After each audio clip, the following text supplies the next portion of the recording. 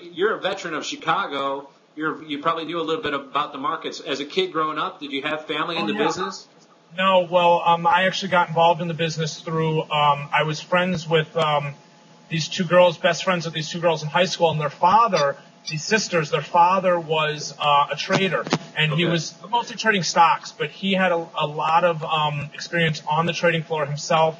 He used to work on the trading floor and kind of just missed out on a really big move in terms of seats becoming, overvalued or increasing in value, and had a lot of experience in cattle pits, but he was mostly a clerk himself, and then again kind of over the years became a trader, started managing some family money, and I used to do a lot of work around his house, kind of hands-on type carpentry and retiling things and stuff like that through high school. Yeah. And I've always been kind of, a hands-on kind of a layman type person, and he, I used to listen to CNBC in the background while I'd be working on his kitchen floor, and he'd be sitting in front of his computer, or he was sitting in front of, the TV there, and so that was really my initial exposure to it, but, and then he hooked me up trying to get me a runner job when I was a sophomore in high school for the summer.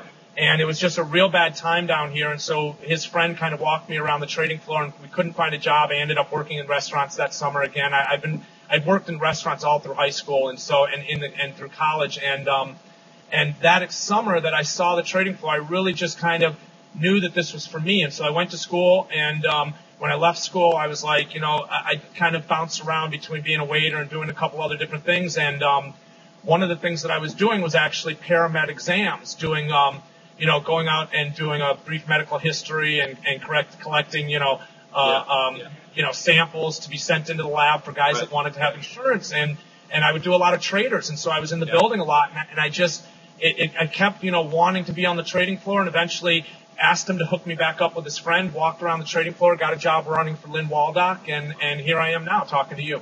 And so again, 18 years down there, that's a long time. I mean, you've had, let me ask you, as a kid growing up, how do you keep your stamina? Because that's a tough job. A lot of people talk about the stressful environment and how it burns people out, this, that, and the other thing. My stamina right now is purely driven by the love of what I do at this point. The Squawk service that I provide, the Traders Audio, the company that I've owned for 9 years now. Just so our viewers know, if you haven't heard Ben, it's at www.tradersaudio.com. And again, now your service is now being broadcast for subscribers to Think or Swim, for those that trade on their platform. Again, you've got big passion over it, and it comes through, but I think what's so important here is you said 9 years you've been doing this, but you fell into this job. I wouldn't say fell into it, but you understand what's going on down there in the pits. I mean, it's probably not a job many people could do.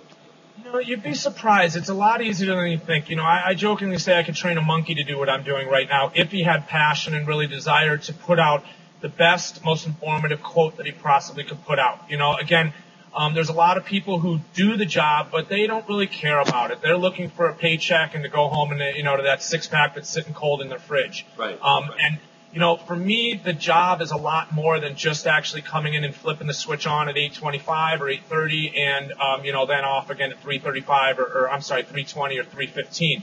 Okay. I'm real passionate about what I do. I get an enormous amount of enjoyment from doing things like right now, what we're doing. Yep.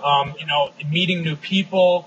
The feedback that I get is extremely energizing. It fuels the fire. And, I don't know, at some point maybe I will burn out. I don't know, maybe at some point, my brother has a kind of a unique take on it. He says everybody leaves at some point no matter what. You either leave because you got cleaned out, you leave because you made enough money, or you leave because you just got completely burned out and want nothing to do with it. I exposed this environment to friends of mine in high school or after high school, the guys that I'd gone to high school with. And a lot of them were like, you know what, I've got no interest in staying down there. There is, all kinds of different jokers down here. There is, all kinds of stuff that most normal people wouldn't want to have anything to do with. This is a very unique environment down here. One of my close friends who used to work on the trading floor put it best. He goes, this is the world's largest petri dish. Yeah. Okay.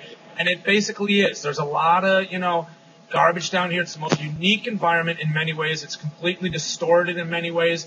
But if you remain kind of level-headed and grounded and, find your own little niche and, you can be extremely successful and enjoy it and have a lot of fun, get a lot out of it, and learn a lot too. That's what's really important. I go ahead.